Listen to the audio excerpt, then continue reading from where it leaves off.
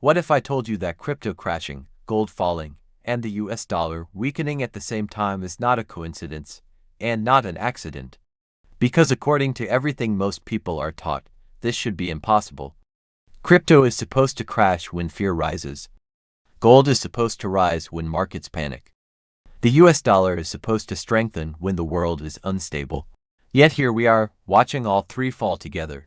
So what's really happening? Is this just another random market cycle? Or are we witnessing a deeper shift in the global money system? And here's the uncomfortable question no one wants to ask. What if the real crisis isn't crypto, or gold, or the dollar, but the system that connects them all? Today, we're going to uncover the hidden mechanism behind this synchronized collapse, and the answer is far more unsettling than most investors realize. But to understand what's happening now, we need to go back to where this financial structure began. Modern money is not what most people think it is. Most people imagine money as something solid: cash, bank balances, gold bars, or even digital coins. But in reality, the global financial system operates more like a pyramid of promises. At the bottom, you have everyday savers and workers. Above them sit banks and investment funds. Above them sit central banks. And at the very top sits the US dollar, the global reserve currency that oils the entire machine. For over 70 years, the dollar has been the backbone of global trade. Oil is priced in dollars. International debt is issued in dollars. Central banks hold trillions in dollar reserves. This created what economists quietly call dollar hegemony, a system where the US doesn't just control its own currency, but indirectly influences the entire world's financial stability. And then came two challengers. First, gold, the ancient store of value that governments once tried to replace, but never fully succeeded in killing. Second, cryptocurrency, the digital rebellion that promised independence from banks, governments, and inflation. Three different assets, three different purposes, yet all tied together by one invisible force: global liquidity. And liquidity is where this story truly begins. Let's rewind to 2008. The global financial crisis shattered the banking system. Governments panicked. Central banks responded with an unprecedented solution: money creation at scale. They didn't print physical cash, they created digital money. Trillions of dollars appeared with a few keystrokes. This process became known as quantitative easing. At first, it saved the system, but it also planted a dangerous seed. Cheap money flooded into markets. Interest rates dropped near zero. Borrowing became effortless. And when money becomes cheap, people take risks. This is when assets across the board began rising. Stocks surged, real estate boomed, crypto exploded, gold climbed street. Italy, everything inflated together because they were all drinking from the same river of easy money. But here's what most people miss: this growth was not organic. It was artificial.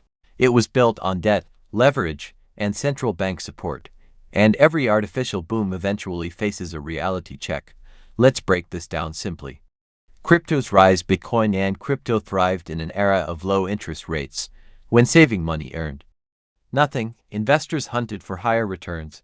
Crypto became the high-risk, high-reward playground. Gold's rise: gold benefited from currency debasement fears. As governments printed more money, people sought protection from inflation. Gold regained its reputation as a hedge. Dollar's strength: ironically, even the dollar benefited. Because global debt was denominated in USD, demand for dollars remained strong. Countries needed dollars to service loans and conduct trade. So despite massive money printing, the dollar remained dominant. Everything seemed fine on the surface, but under the hood, pressure was building. The turning point didn't come from one event. It came from a collision of forces. First, inflation exploded. Years of money printing finally reached consumers. Food prices rose. Energy spiked. Rent surged. The public felt it. Politicians panicked. So central banks did the one thing they hadn't done in over a decade. They raised interest rates aggressively. This single decision triggered a chain reaction. Higher rates changed everything. When interest rates rise, borrowing becomes expensive, risk-taking collapses, debt becomes dangerous, liquidity dries up. This is where the synchronized fall begins. Crypto gets hit first. Crypto thrives on speculation and cheap leverage. When money becomes expensive, speculative capital disappears. funds pull out. Traders deleverage. Prices collapse faster than traditional assets. Crypto didn't fail randomly. It failed because the financial environment that supported it vanished. Gold faces a silent enemy. Gold doesn't yield interest when interest rates rise.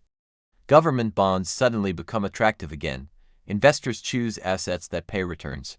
Gold loses demand not because it stopped being valuable, but because opportunity cost increased. So gold drops alongside crypto, not because it lost its role, but because the system shifted. The dollar's hidden weakness. Now here's the part most people misunderstand. Yes, the dollar can strengthen short-term when rates rise, but long-term, the opposite pressure builds. Why?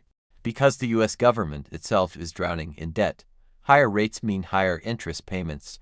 Trillions in debt suddenly become far more expensive to maintain. This creates a paradox. Raise rates to fight inflation, but raising rates risks collapsing. Government finances this tension destabilizes confidence in the dollar itself. And that's when cracks begin to appear. At this stage, global investors face a brutal reality. There is no perfect safe haven anymore. Stocks are risky. Crypto is volatile. Gold struggles under high rates. The dollar faces debt pressure. So what happens? Capital doesn't move into safety, it exits the system altogether. Investors move to cash. Temporarily, institutions reduce exposure, liquidity drains. When liquidity disappears, everything falls together. This is not random, it's mechanical.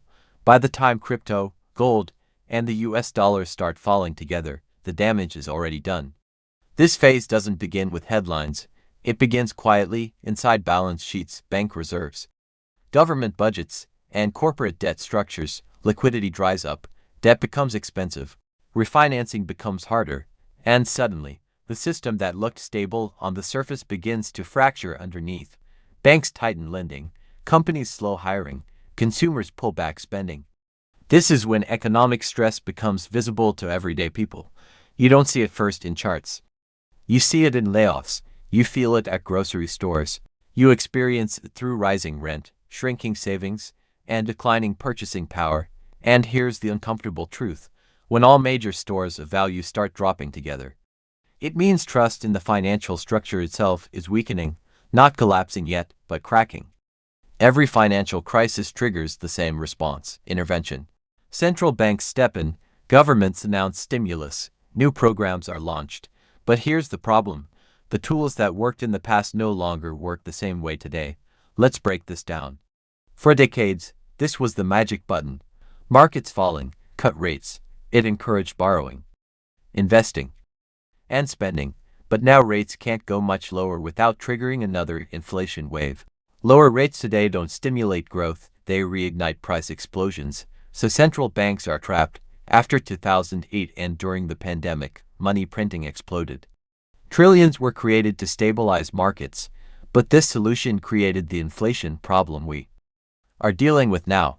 Printing more money today doesn't fix the system, it erodes purchasing power. And public trust, people notice it. They see their savings shrinking, they feel their salaries losing value, and once public confidence breaks, restoring it becomes nearly impossible. Bailing out banks and corporations keeps institutions alive, but it transfers the cost to taxpayers and currency holders. This creates resentment, political instability, and social division. And worse, it encourages reckless behavior, because markets assume governments will always step in. This is called moral hazard. It weakens the system long term. Here's the core issue most people never hear about. The world is addicted to debt. Governments run massive deficits. Corporations rely on cheap loans. Consumers use credit to survive rising living costs. This entire system only works when interest rates stay low, growth outpaces debt, confidence remains high. But now we're entering a phase where growth is slowing, debt is rising. Rates are elevated, inflation remains sticky. This combination is extremely dangerous. It creates what economists quietly fear: a debt spiral. When debt becomes too expensive to maintain, something has to give. And historically, it's usually the currency. Now let's zoom out. What we're witnessing today isn't new. It's a repeating pattern. In the 1970s, the US faced high inflation, weak dollar, confidence, rising gold prices, economic stagnation. The government had already abandoned the gold standard. The dollar lost credibility. What followed was aggressive rate hikes, recession, and massive economic restructuring. Sound familiar? During the Great Depression, asset prices collapsed together, stocks crashed, banks failed, currencies destabilized, governments responded with stimulus, currency devaluation, and financial system reforms. It wasn't just a market crash, it was a system reset. Many developing countries experienced the same cycle. Easy money gives debt boom, gives currency weakness, gives capital flight, gives economic shock. What's different now is time. The cycle is happening at the global reserve currency level. That's unprecedented in scale. Here's something rarely discussed. Global debt has surpassed $300 trillion. That's more than 3 times the size of the entire global economy.